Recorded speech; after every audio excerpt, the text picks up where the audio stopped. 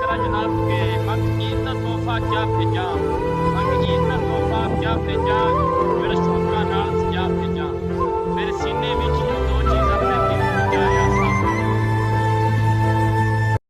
Likey. करा जनाब के रोज़े में शेर हसाब हो सन ते सोहणे चेहरे खराब हो सन उत्थे बेवफावां दी मंडी लगदी ते पहली सब्ज़ जनाब हो सन।